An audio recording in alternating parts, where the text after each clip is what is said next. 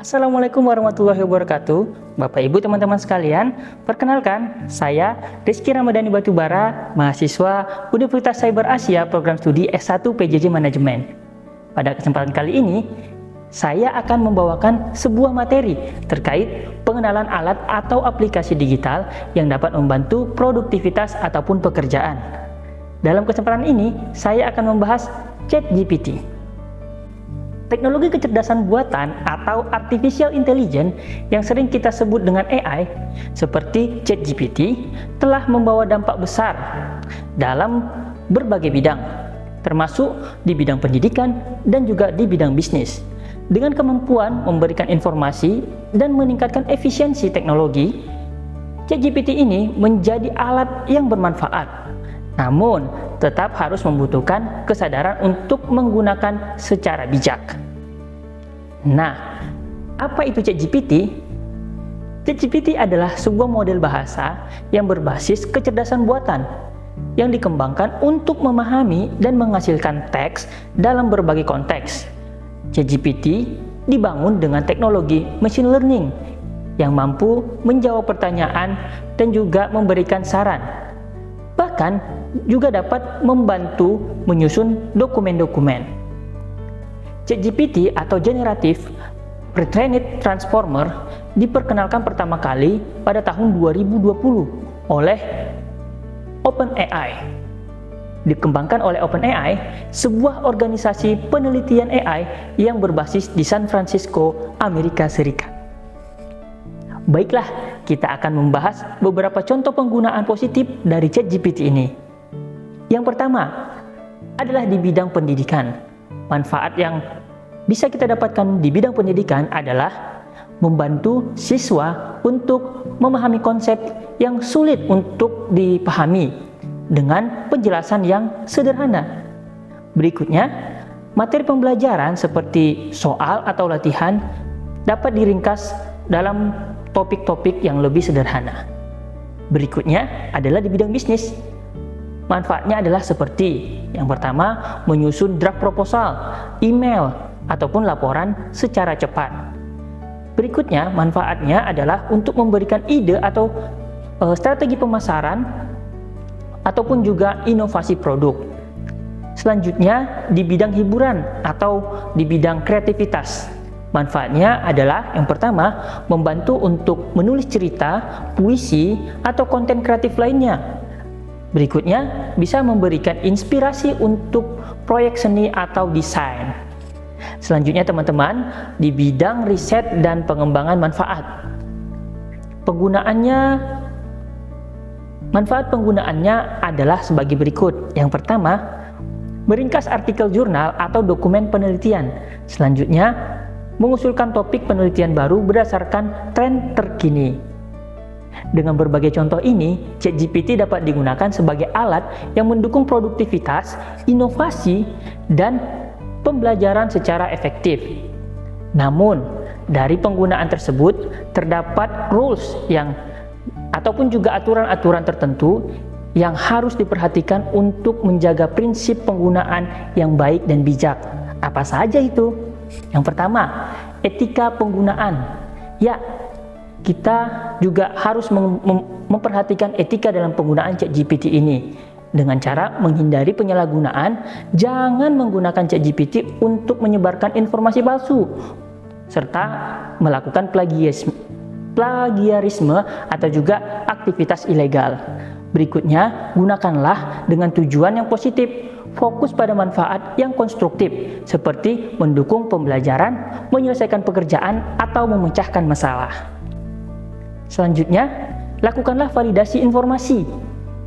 Dengan cara memeriksa kebenaran, selalu lakukan validasi jawaban yang diberikan oleh ChatGPT dengan sumber terpercaya. Berikutnya, kritislah dalam hasil. Maka, jangan langsung menerima semua output tanpa menilai keakuratannya terlebih dahulu. Berikutnya teman-teman adalah terkait privasi dan keamanan. Teman-teman harus menghindari data sensitif dengan cara jangan memasukkan informasi pribadi atau rahasia ke dalam sistem. Pahamilah batasan-batasan yang ada pada AI. Ingat bahwa ChatGPT tidak memiliki pemahaman konteks yang mendalam seperti halnya manusia. Dengan menerapkan prinsip-prinsip itu, menggunakan ChatGPT dapat dilakukan dengan secara bertanggung jawab dan membawa manfaat yang maksimal. Nah, selanjutnya, yuk kita bahas kemampuan dan keterbatasan dari ChatGPT ini. Kemampuan utama. Ya, yang pertama, ChatGPT ini bisa melakukan pemrosesan bahasa. ChatGPT ini mampu memahami berbagai jenis teks, dari pertanyaan sederhana hingga permintaan yang kompleks. Berikutnya, kualitas ChatGPT dapat membantu dalam menulis cerita, artikel, ataupun juga ide-ide bisnis. Selanjutnya, efisiensi kerja, mendukung pembuatan laporan, ringkasan, ataupun penelitian. Dalam pengalaman saya sebagai seorang pegawai di bidang kehumasan, ya, saya sering menggunakan ChatGPT ini dalam pembuatan sebuah berita. Selain itu, saya juga menggunakan untuk memberikan suntingan atau menyunting berita-berita yang saya terima yang dibuat oleh rekan-rekan saya dari unit kerja lain. ChatGPT ini dapat memberikan efisiensi, namun tentunya harus dengan basic pengetahuan di bidang jurnalistik juga, sehingga dapat memastikan bahwa hasil dari proses yang dilakukan ChatGPT ini sudah sesuai dengan kaidah-kaidah yang ada. Selanjutnya, mari kita bahas yaitu tentang keterbatasan yang dimiliki oleh ChatGPT. Apa saja keterbatasan-keterbatasannya? Nah, yang pertama yaitu ChatGPT itu masih bias tentang informasi, masih tergantung pada data pelatihan sehingga dapat menghasilkan jawaban yang tidak sepenuhnya akurat. Yang kedua, ketergantungan pengguna, yaitu potensi melemahkan kemampuan berpikir kritis jika terlalu sering menggunakan aplikasi ChatGPT ini. Berikutnya yaitu terkait privasi, risiko penyalahgunaan jika informasi sensitif dibagikan. Nah, dengan memahami kemampuan dan keterbatasan-keterbatasan yang dimiliki oleh ChatGPT, maka pengguna dapat memanfaatkan ChatGPT secara optimal sambil tetap berhati-hati terhadap risiko-risiko yang mungkin muncul. Bagaimana sih tren masa depan yang akan menjadi tren AI ini? Nah, terkait tren masa depan, yang pertama adalah integrasi antara AI yang lebih luas. Di masa mendatang, AI akan semakin diintegrasikan dalam kehidupan sehari-hari, seperti pendidikan hingga kesehatan. Selanjutnya, personalisasi yang lebih tinggi. ChatGPT di masa depan mungkin akan memberikan jawaban-jawaban yang lebih sesuai dengan kebutuhan spesifik para penggunanya. Selanjutnya, pengembangan keamanan data. Langkah-langkah baru akan terus dikembangkan untuk melindungi privasi para penggunanya. Lantas, bagaimana potensi pengembangannya di masa yang akan datang?